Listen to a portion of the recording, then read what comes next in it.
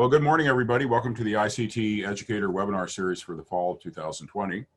I'm Steve Wright, and I represent the statewide ICT sector team. If you visit our website, you can see our 10 regional directors and Nicole Sherman, who's the producer of this series, and our newsletter, which we put out with interesting recaps of some of these webinars, as well as other activities we're doing throughout the state. And we also have on our website various pathway information and background on some of these things. You'll find a prior digital badge webinar there as well. The scope of the 30 recorded webinars we have so far, as you can see on screen right here, is all over the place in terms of ICT, and they're all recorded. They've been edited to get the oohs and ahs out, because I ah a lot, and then we do the transcript, and we provide the PowerPoint, so you can really utilize these in grant writing, in your classroom, whatever you like. We've had 3,000 views to date, and many of our faculty in our polls say they find this very engaging and rewarding. We're happy about that. Coming up in the next few weeks, we've got a great schedule. Next week, Peter Coffey from the Futurist at Salesforce.com will be with us, and he'll talk about the futures here 5 years early, the impact of the COVID thing. Futurists tend to think that way. But following that, we'll get an update on how our team is working with faculty in the Bay region on the new cloud curriculum and how they're dealing with all the changes in the cloud market and what students need to know and that sort of thing. That'll be exciting. Following that, we'll be taking a look at another I guess vendor-specific alternative, Microsoft Teams. We know of companies that have just flash cut to Microsoft Teams with the COVID epidemic. So what skills do students need to know? So that's a good lineup in the next few weeks. Today, we're going to hear from Peter Janzow. And I was just noticing in my files that I worked with Peter when I was collaborating with SynEd. It was 2014.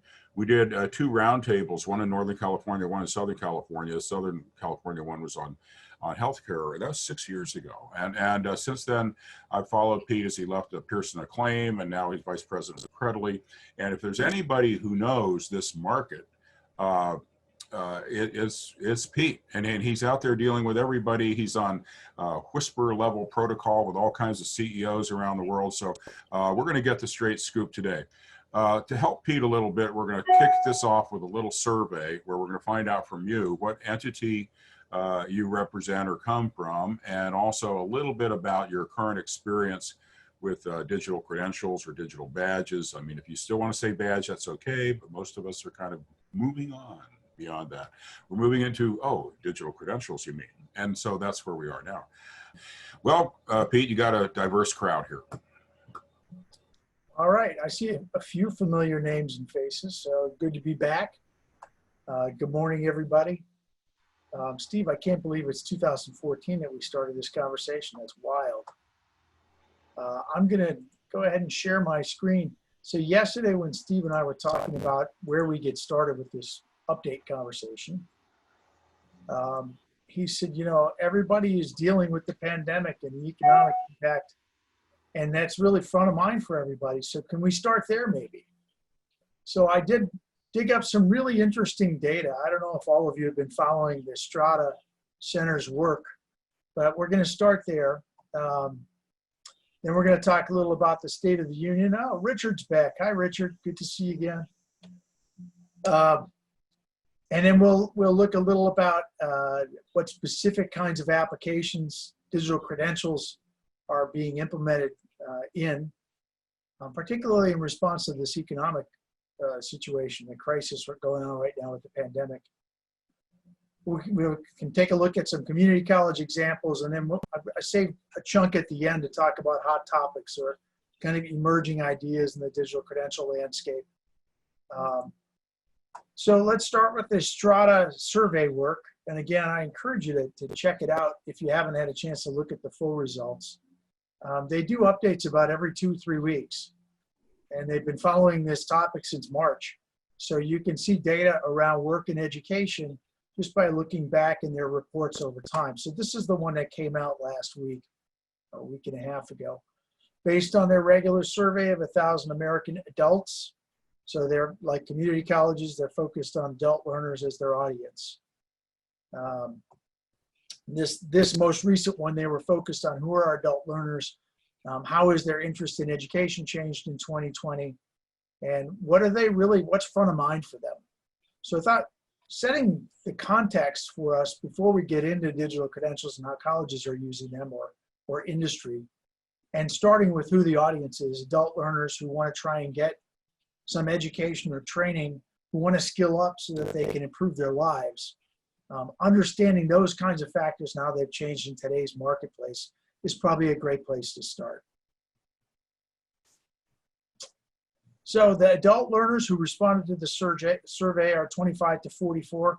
I would almost bet 100% overlap with who the target audience is for California community colleges. Many don't already have a college degree.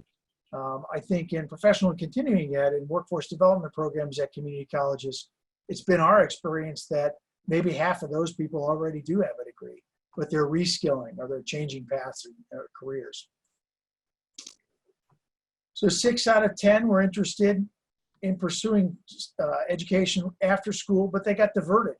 So one of the key factors in understanding our learners is that they probably, maybe they did start to pursue a degree program and life distracted them, or maybe something else prevented them.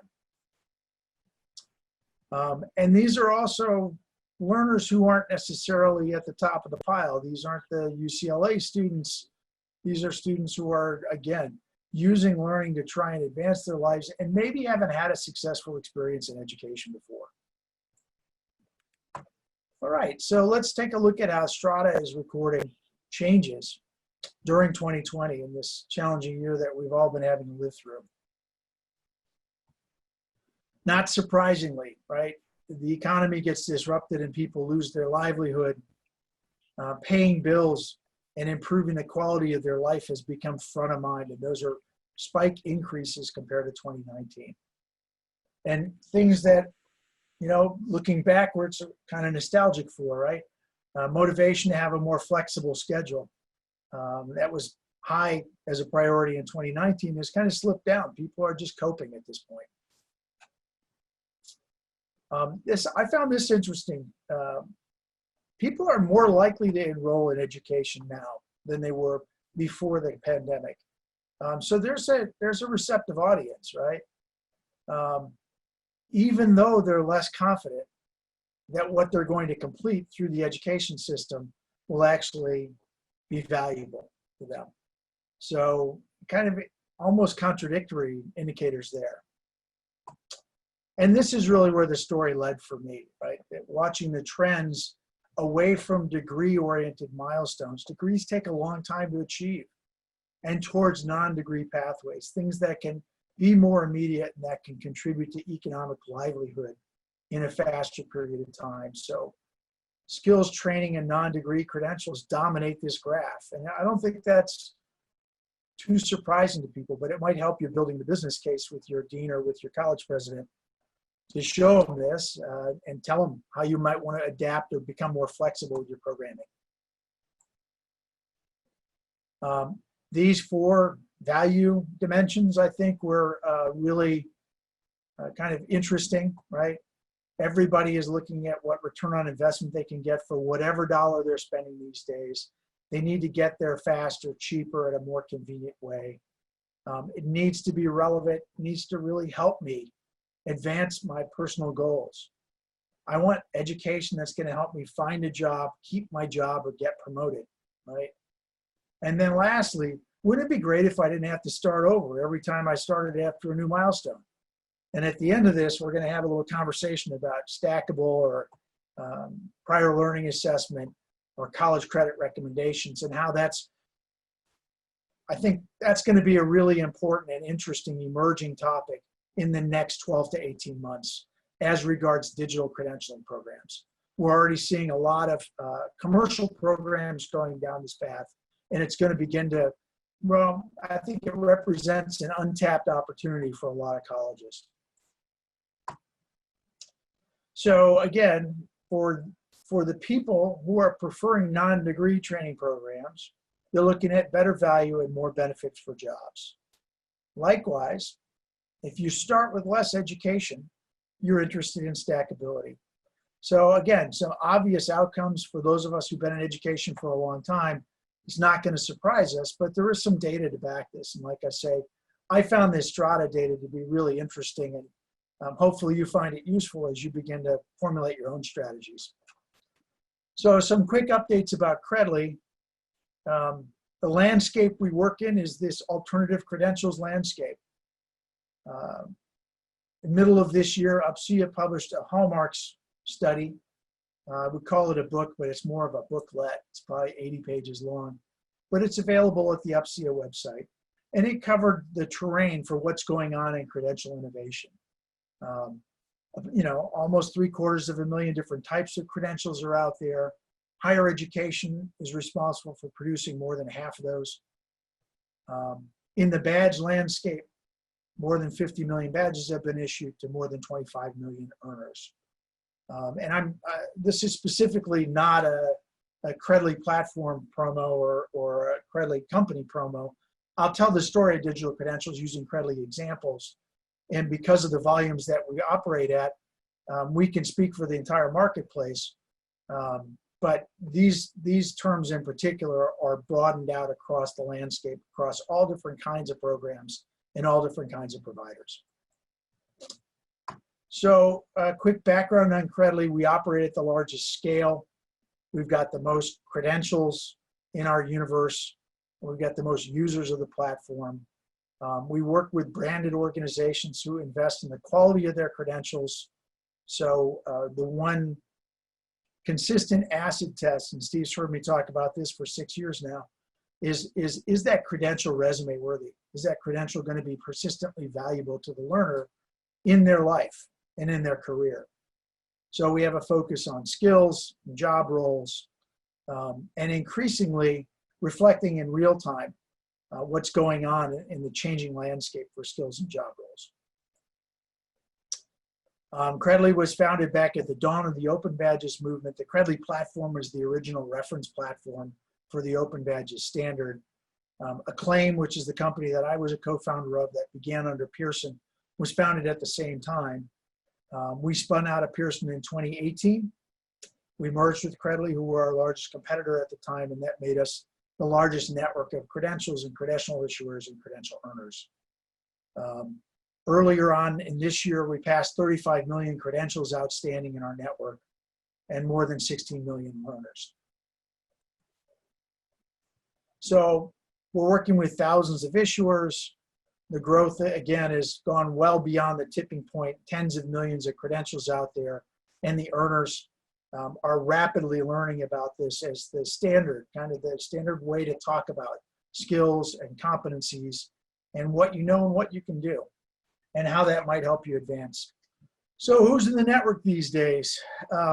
This is a cross-section of brands and logos, kind of the obligatory logo slide for you. What's interesting and may have changed since the last time I spoke with you, last time it was really heavily dominated by tech brands.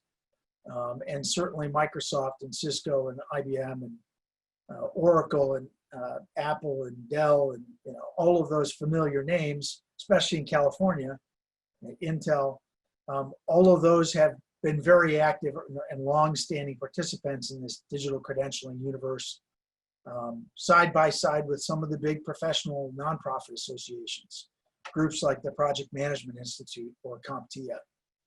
And then, fleshing it out and kind of rounding it out on the other side, somewhere around 400 or 500 universities work with us at this point. And that's a global population. We operate in 195 different countries. Thinking for a moment about the audience that you all are mostly concerned about, the IT and digital media realm. 14 of the 15 highest paying IT certifications are in our network. We don't work with the Google Cloud team, although we do work with the Google Professional Certificate Programs team, and we'll talk about that in a second too, because that's coming soon to a California community college near you. All right, and then I've got, a lot of examples. I threw up, 11 of them here, but there are a lot more we could go into. When I share this deck, each of these examples is a clickable link.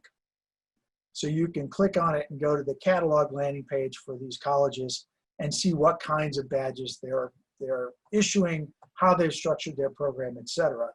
There's also a lot of information on our website in the resources area. We do blogs and webinars. We do kind of thought leadership pieces. There are a couple of white papers there that are quite interesting, et cetera. So I think without further ado, let me see if I can get out of presentation mode and we'll go look at some of these. Here we go. So Gateway Technical College is a community college in the Kenosha, Wisconsin area. They're one of the first ones I like to talk to because they started with just their accounting, their bookkeeping program, and they broadened it out so that it's much broader now, and it includes a range of IT-based kind of office skills. So similar to that program, Steve, that you've got around the basic IT office skills program. What's the name of that? The Business Information Worker. Thank you. The BIW program. And did BIW 2 ever get off the ground or too advanced? Well, no, there basically is a continuum 1, 2, and 3, and now 3 is taking a lot of interesting hybrid pathways. We have that with some of our other webinars where it's combined with real estate or healthcare or whatever. So it's really it's becoming very adaptable. Cool. Yeah, that actually brings to mind this one that I was going to highlight. Right at Gateway, they've got this small business entrepreneurship technical diploma, and it involves completing 33 academic credits. So this is an actual full program. It's 33 credits. I don't think it's a full degree, but it's on the way to a degree. And it covers, a full range of skills to be entrepreneurial or run a small business, really. Well, maybe this is a good time to ask a question because take that example you just gave. I think for people that are new to this, they're saying, well, why isn't this just a normal certificate? Or how does this bring extra value to have it be a badge or a digital credential? How is this any different from what we already have? Right. Yeah, so many of you already do professional certificates that may come out of your non-degree programs. They might come out of unbundling the diploma and your degree programs even, like this one. You can actually have a custom printed certificate attached to your digital badge. So it's not an either or. You can still continue to give away those paper certificates. The difference is the candidate, the learner, produces them themselves. They publish it. They print it off of their credential. But let's take a look at one of these and see how it might be a little bit richer, right? So here's office skills. It's an advanced certificate. And we can take a look at what's bundled into this. This paragraph tells us what does this person know and what can they do. So they've gone through foundation, computer and office skills, maintaining relationships, and professionalism. Actually, that sounds pretty familiar to me. That sounds like the Santa Barbara College one. Let me see if I have that one up. Actually, College of Canyons may have something similar. Yeah, right, something like this. So what you see with all of these is a common metadata structure, and that's important for the digital world where credentials and where people's skills and capabilities are going. So what's the difference between this from College of the Canyons or this from Gateway and a traditional printed certificate? Well, a printed certificate can't represent you in the digital universe. You can't share this on LinkedIn. You can't use it to represent your qualifications. Well, and where this is different from a transcript, as I recall, is that if you put this on LinkedIn, it's an icon could be easily seen, clicked on, and the data contained in is verifiable data, like an actual transcript that was passed, not just I believe this about myself. It's actually true, and so that's the critical difference. It's instantaneous and verifiable, so it's great. Yeah, so actually LinkedIn, that's a great stepping off point. Let's go and see what's happening on LinkedIn today, right? In this moment, I'm searching for whatever people are sharing out of the Credly platform, today. So this individual shared this just now. This is a certified technology expert issued by PEXIP. I don't know what PEXIP is.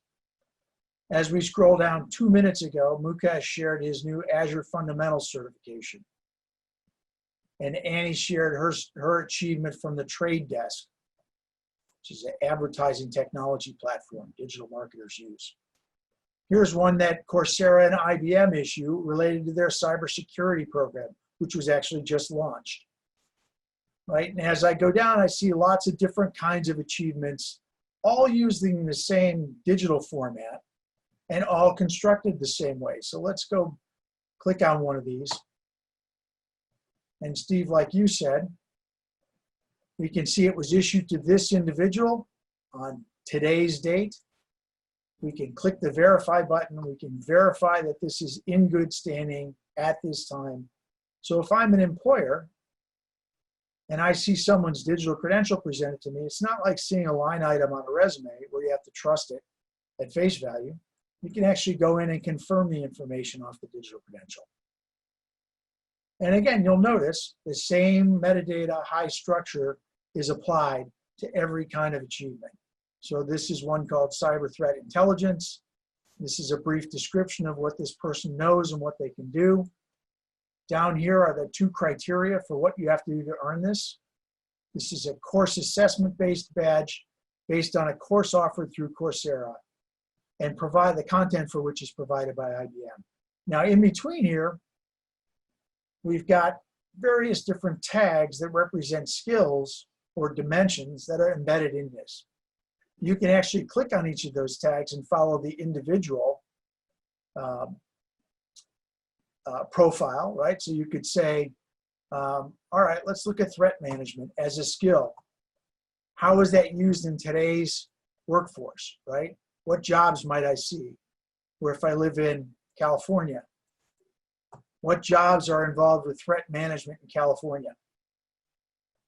Where are they located? What's the salary range for these kind of jobs? Who are the employers? And what are the related skills? And then down here, the Credly platform is actually suggesting additional credentials that might be tagged similarly. So if your college is doing a cybersecurity credential, that might appear here as one of the credentials that's available to an individual.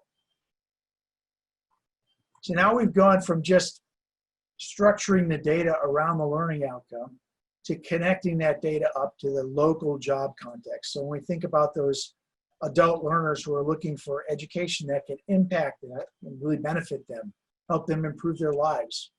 To Steve's point, Steve, I always quote you on this, delivering that education outcome that can help people pay for rent and diapers, right? That's really, at its most basic, that's where the rubber hits the road for education, especially community college delivery programs.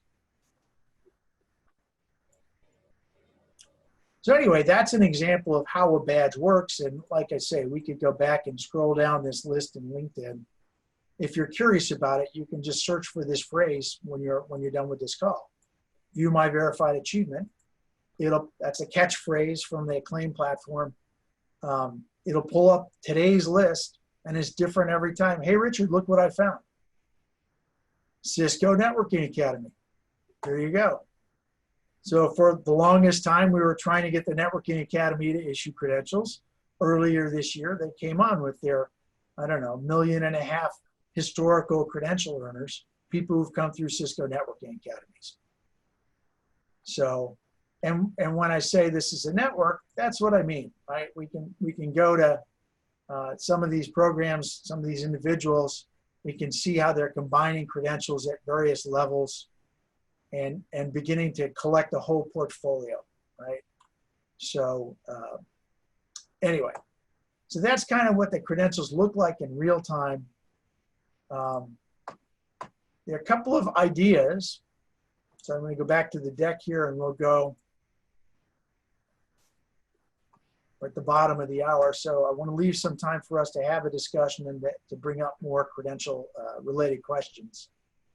But I did want to raise a couple of emerging or innovative ideas that have just begun to come forward in the network over the last, I'd say, 15 months or so.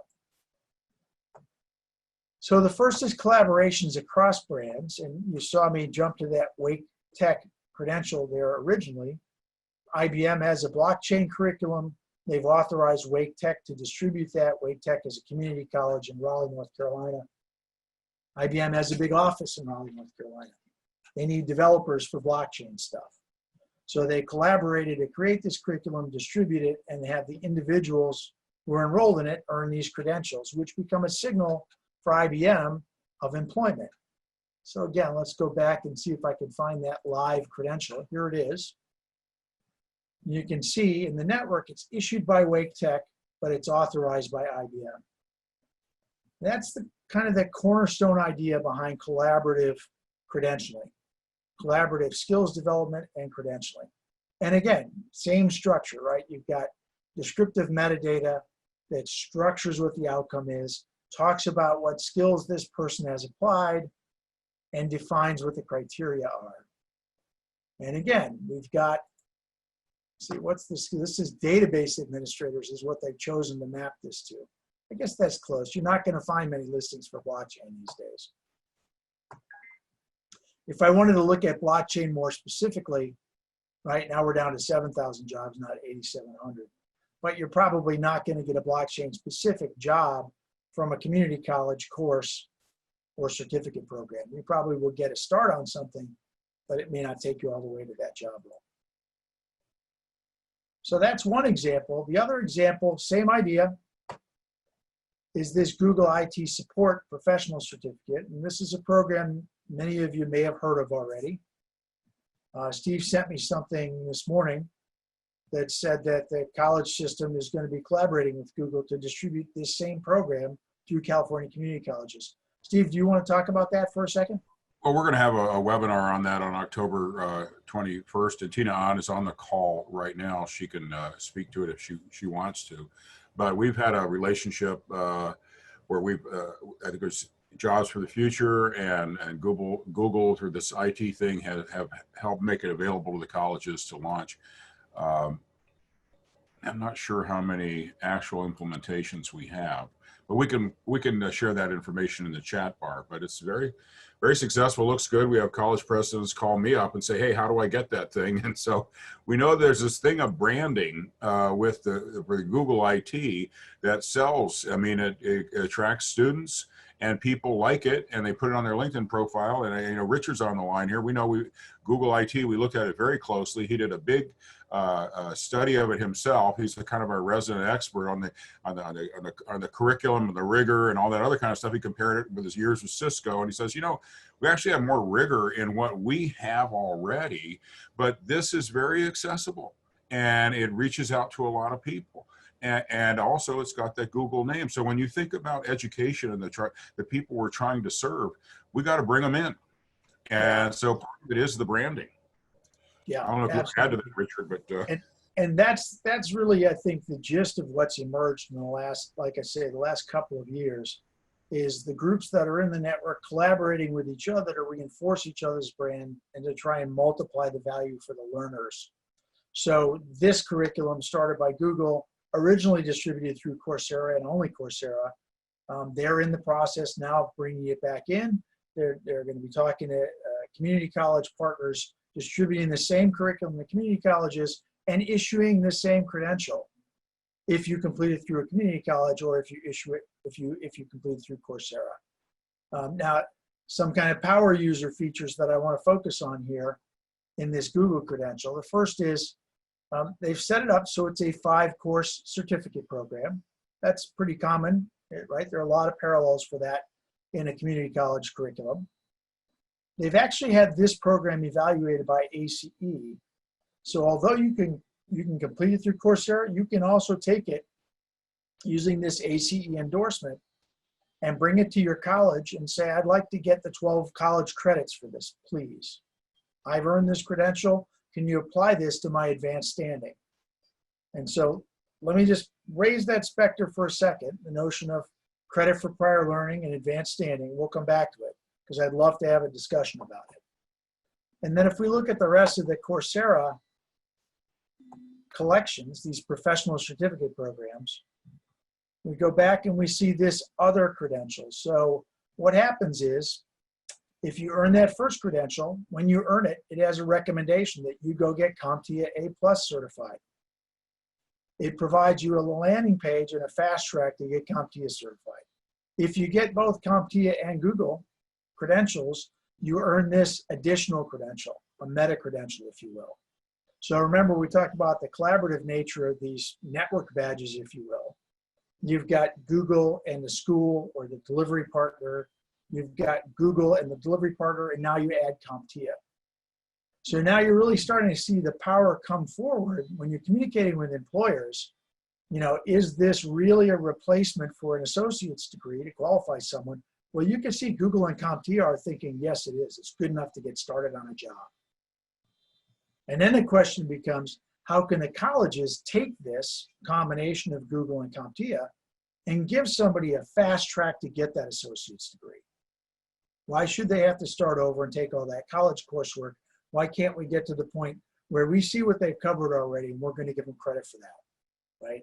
And I understand there's governance, politics, there's a lot of other factors that come into play, but the private sector is moving this way very quickly. And, you know, it's no accident that Google and IBM and Microsoft and a number of the big consulting firms are now eliminating their college degree requirement.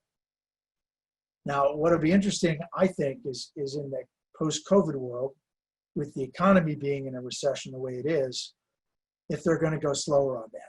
What happened after the 2008 and 2009 recession was that that college degree requirement worked its way back into job descriptions because there were a lot of underemployed people out there, and employers were just taking advantage of a buyer's market. So we're tracking that kind of a trend very closely. But for right now, all of these guarantees that you don't need a college degree and you could qualify for a job still hold weight, right? I'm going to go back and look at that ACE endorsement for a second. Right, so you're all probably familiar with ACE. That link comes back to their national guide, and then you can verify what ACE's recommendation is. This same technology, so we talked a little about network collaborations. The next big idea is endorsements. And the idea of endorsements has been present in the Open Badge standard since the very beginning. The problem was it wasn't practically accounted for. It wasn't being systematically applied. I think one of the longstanding criticisms of the badging movement was anybody could give a badge to anybody based on any criteria, and it would have some currency, no currency, some value, no value. Who knew? The same thing was true with endorsements.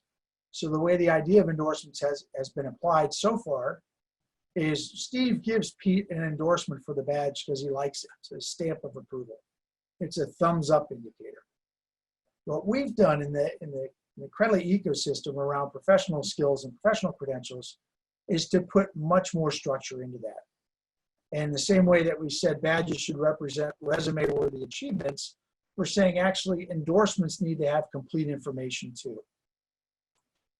Right? And not only do we need that highly structured data around the endorsement, but we're going to give the organizations, and it should be an organizational to organizational relationship, we're going to give them the ability to manage an endorsement over time. Right? So let's say, for instance, Salesforce comes and reviews your Salesforce curriculum at the college, and they endorse your badge. Salesforce is unlikely to endorse your badge in perpetuity, right?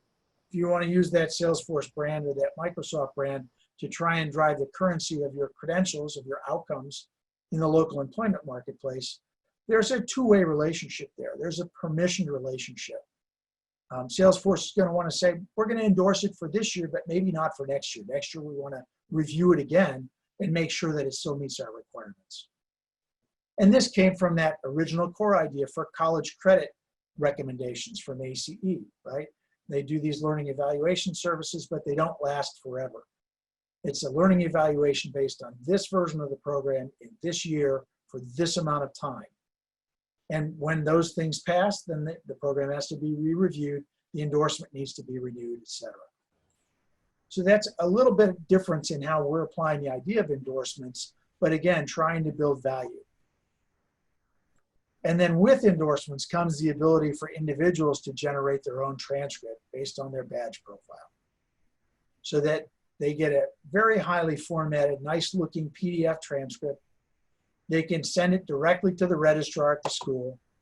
The registrar has all the information they need to be able to see the top level, what's going on here. And they have the deep links, so they can go to the ACE National Guide, or they can go wherever to look up the deeper information about why this program was endorsed for that value by this organization. So endorsements and transcripts, another kind of new idea that's coming on the scene. Let me pause for a sec and try and clear some of the backlog on the questions. I apologize for ignoring you in the chat here. Somebody asked about Badger and Canvas. Yes, the basic badge issuing that you get in Canvas is powered by the Badger open source platform. If you want reports, if you want advanced functionality, you pay for that. So it's not the free Badger that comes with Canvas, it's something more. When you're paying for a platform, then you're comparable to the Credly platform, and the Credly platform is also embedded and integrated with Canvas. And we've got, I don't know, 300 different clients who are using our Canvas integration. So hopefully that answers that. Industry recognition, yeah. So let me get to that in a second. I'm going to talk about some new models for how higher education and industry are collaborating with each other on a local and a regional level, which I think is really important. It's the community and community college. So national recognition and national alignment is good.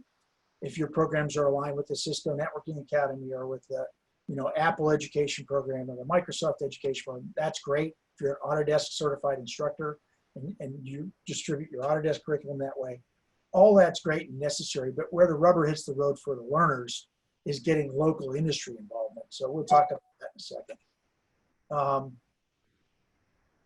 Let's see. Many of these digital badges have no connection with colleges.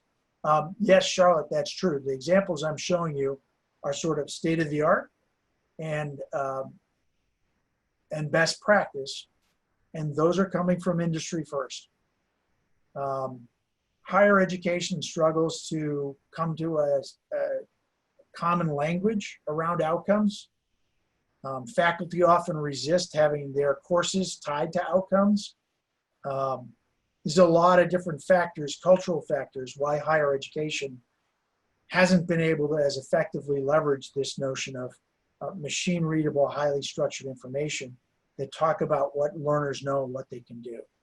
If you just unpack those ideas a little bit, colleges want to give you a grade and they'll give you a credit and they'll give you your transcript, but they're not necessarily willing to go to their local community and say, we're going to certify that this person knows this and can do that. So that's the mind leap, right? That's the design leap, is reconstructing our programs maybe outside in with employers and their needs in mind. The phrase for searching on LinkedIn is view my verified achievement. That'll be in this deck, I think. I'll make sure that it gets in there. The other implication of the COVID learning environment is, A, everything's online now, or at least hybrid.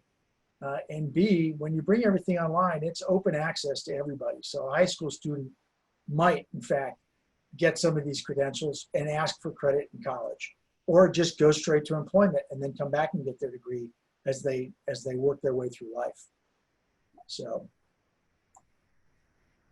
all right, this is that bigger idea around engagement with the local community. And if you're not aware of the U.S. Chamber's initiative called Talent Pipeline Management, I would really encourage you to learn up on it, bring it back to your president, call your local chamber and say, hey, let's explore this together. And the core principles are that it's an employer-led process. It's a round table. Let's all get around the table and talk about the skills we have, the skills we need, the kinds of jobs we need in our community, whether or not the education system is meeting those needs. And mostly, or to a good degree, it's about finding a common language with employers. So the best colleges have had employer advisory groups for a long time. They're probably doing this kind of a process in one way or another to different levels or degrees. But a lot of colleges would concede we need to get better at that. And this TPM process is a way, it gives you a structure and a method to be able to get systematic about that. So I'd encourage you to learn more about talent pipeline management. Think about how your college can engage with the local chamber and solve the local employment needs with the education that you all provide. I'm curious, and this is my opportunity to ask a poll, if anybody on the call is aware their college participated in one of these talent pipeline management initiatives. I think they've taken place in San Diego. I think there was one in Sacramento. All right, well, it's something that we'll check back on then. Next time I talk to you, yeah, that's right. LA, yeah, exactly. Yeah, well, when you mentioned this to me the other day, I immediately started looking it up. I want to find out more about this TPM because anytime we have a group of businesses that are thinking this way, it's good. Very often we feel like it's up to us to go out there and get them together and get them to start talking about these things. So when they want to originate the process, that's terrific. Now, have you seen this in action in other parts of the nation? And can you give any examples of the kind of digital certificates that surface when they have these discussions? Yeah, so, and that's the leap of faith I made, right? The fact that we're having a meaningful discussion between employers and educators around skills and the skills needed in a particular economy and the job roles needed in a particular economy. The Rosetta Stone here, the thing that decodes the education in the terms that the employers speak about, is often a digital credential. So the TPM programs vary to some degree. I think the program in Houston for the energy industry jobs use digital credentials. Many times they'll use industry standard credentials. So if they're looking to fill, we have a tech community and we need more help desk people, they might use that Google IT support credential, or they might use that CompTIA credential as a signal that this learner has the skills that employers were just asking about. So it's not taking place in a vacuum. We're not redesigning this from scratch and inventing new terms and new types of credentials, but we are finding a way to give life to the credentials that either come out of education institutions or that come out of the parallel professional certification work that's already been done. And I think that the real benefit here is connecting up and getting to this common language so that the individuals, the candidates, the learners, the workers have the ability to communicate in terms they know the employers will recognize. And they've got proof that they completed this, that they've demonstrated these skills. But yeah, I mean, I've got TPM related examples. This is really, I think, the best example of this process, but we're working on projects with various different groups in the US military where we're translating military training into a series of credentials.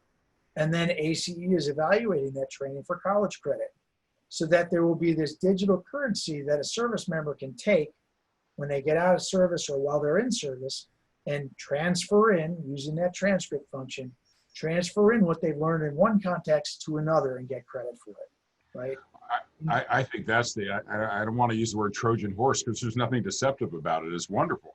But the idea that we can get our veteran skills quantified for credit for prior learning, I think everybody can get behind that. And I think that's the kind of movement that will get us to look at other applications, because right now it's a bit of a stubborn wall, but the veterans cause would help a great deal. Yeah, it's good. Yeah, and I think as taxpayers, it gives us immediate evidence that we're not just training them here and then retraining them over there for the same set of skills, right? Mm-hmm. So there's enormous potential to work with the military around digital credentials and transcripts and credit transfer.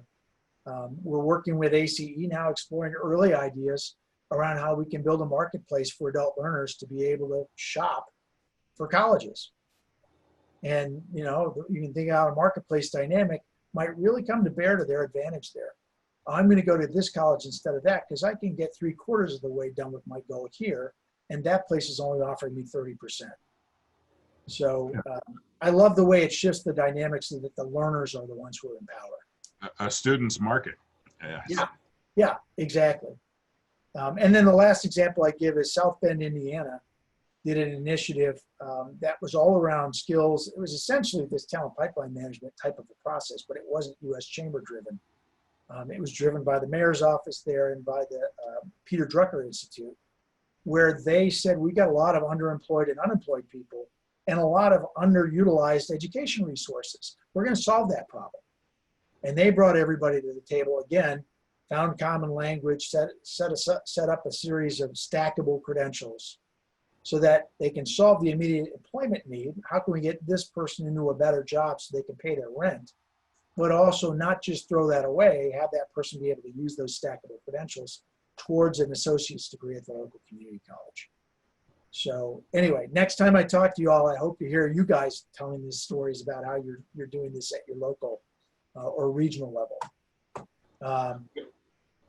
I want to make sure that we touch on how to, anybody here, if they have questions about digital badges or digital credentials, they want to develop them, how they can get in contact with you and what you've seen in the way of community colleges initiating this kind of thing. I mean, obviously the Santa Barbara City College one is one we shared before, and I believe we have a webinar on that.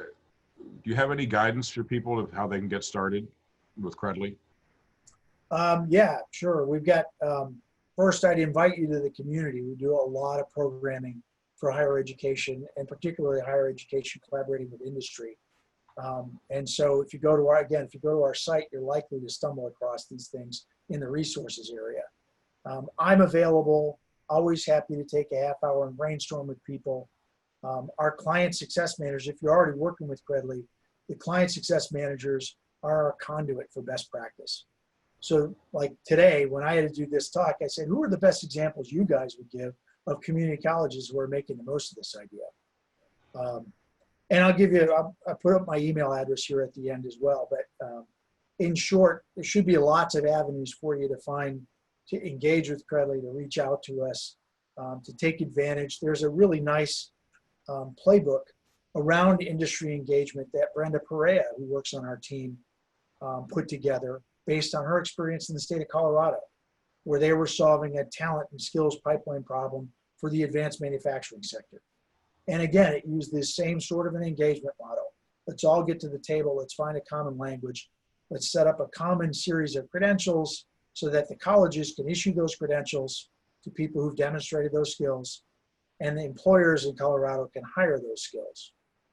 So that's, and Steve, I'll put a link to that in this slide deck as well. But that'll be great. That playbook that she put together is really a nice resource.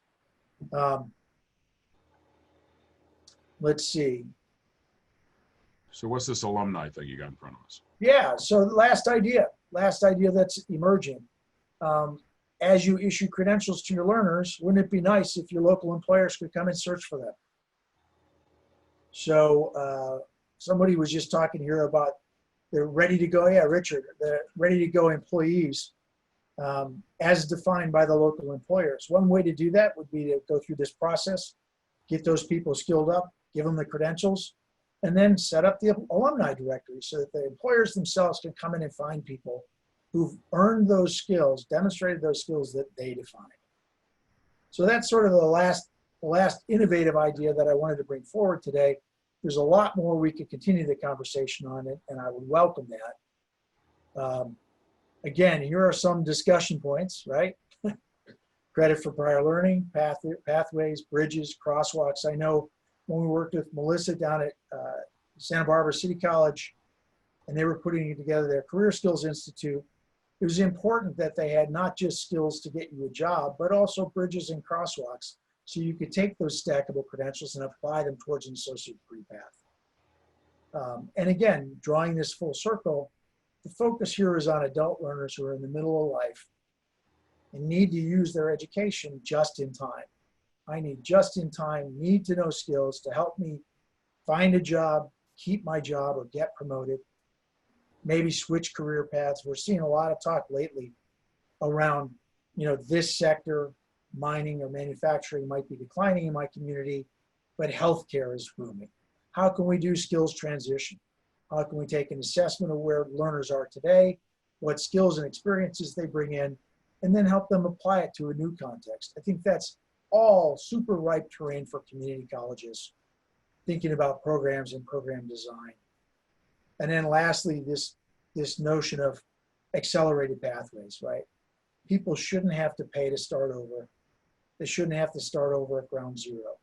And that's really, I think, what a primary motivator for a lot of us involved in the digital credentials movement has been for many years. So, There's one other topic that came up in our prior webinar with John Mekovich from College of the Canyons, was the motivational effect of getting a discrete badge at a step along the way. Now, I know you're dealing with a lot of large multi-course type badges here, but especially in a COVID environment like this, where people aren't sitting next to somebody else and they're not saying hello to their friends in the parking lot or anything. Do you think badges have a role to play to keep students more motivated and on track? yeah, and there's a growing body of science around that impact exactly. When you add a credential on the outcome of a course, you see improved course completion, especially in a self-paced online setting. I think a lot of online learners, or those of us who were traditional learners and had to make the adaptation during the pandemic, struggle with that. But knowing that there's a carrot at the end of the course that'll give you something that'll help you advance yourself is a big motivator.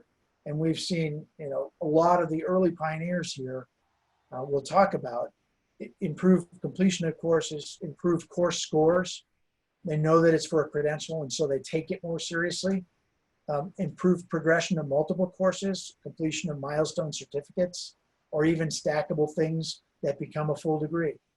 So there's again a growing body of science and evidence around that as an impact statement for learning motivation. Well, it stunned me when on a prior discussion you shared how the students will take their credential and share it on Facebook or Instagram, and I never thought of that of myself, but I mean, it's a way to get social feedback, Yeah. and there it is. I mean, I think the fact that it's verifiable on their LinkedIn profile is like the nuts and bolts of what really makes this thing work. But there's this other motivational element, and I think it's That's wow. right. So somebody had asked about data science, and it's really an example of any of these emerging topics.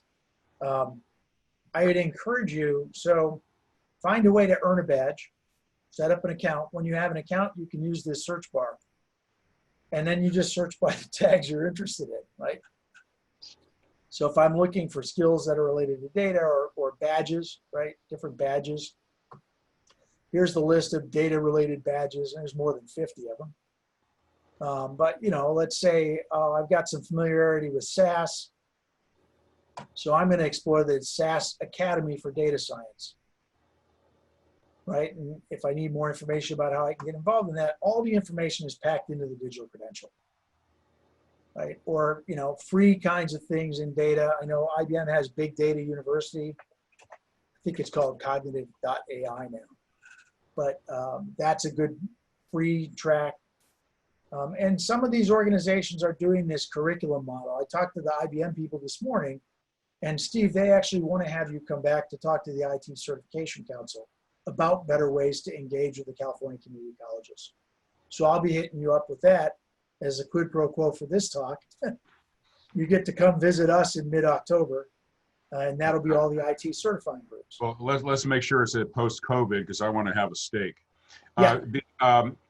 You mentioned a thing there that I really like, and I saw it happen to a friend of mine. You said they're searching for a badge. You said, hey, I know something about SAS, so maybe I should look at that. And the principle you're talking about is allowing someone, especially a midlife person who someone might think is an old dog, can't learn new tricks over the hill and everything else, and you've got to reprove yourself in this modern digital age. So if I know something about something, I don't have anything to prove it. I go search for the badge, go ahead and take the study and pass it because I'm already ahead of it. So it's not really about learning new things. In some cases, it's validating who you are in a digital world, even though you're not exactly 20. Yeah, and somebody earlier on in the thread here had asked about the mode where it's a direct assessment mode. How do I prove I've already got these skills? I would toss that right back at community colleges and say that's a great area for you guys to figure out. Can you get a skill-based direct assessment model in place? There's a lot of literature and competency-based education that outlines the methods here. But wouldn't that be a great way to re-engage adult learners? Come in, we'll give you credit for what you already know. We'll help you sort that out, and we'll give you a credential for that. Well, we're absolutely, I know from the highest levels of our state chancellor's office, we're interested in that. But like anything, the mechanics of how to do it is just like mind-boggling. And I got to really give you credit, Pete. You know, from the 6 years I've been watching this, anybody could talk blue sky about skills and currencies and stuff like that. You guys have actually done it. And this endorsement thing you've got together recently, and some of these others, I think we can all begin to see how this very confusing prior state of affairs is becoming digital and much more accessible for a lot of people.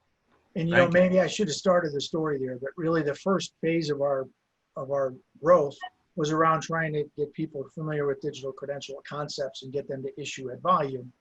The next phase for us is around how do we help learners use these credentials? How can we help them put it right on their job application? How can we help them flow this right into their employer's HR system so that they can be discovered even if they're pushing them up? If they have data science skills, their employer could say, we want to talk to you about a career path in data science, right? It's that skills visibility and how do we help the learners or the credential earners to do things with those credentials from here forward. So thanks for having me. Thank you for being here, Pete. And we'll try to deal with any other questions offline. And thank you all for participating. This recording should be up with the transcript and everything else within about a week. And we'll make sure you all know how to get it. Thank you. Fantastic. Thanks. So, Pete, take care. Take care.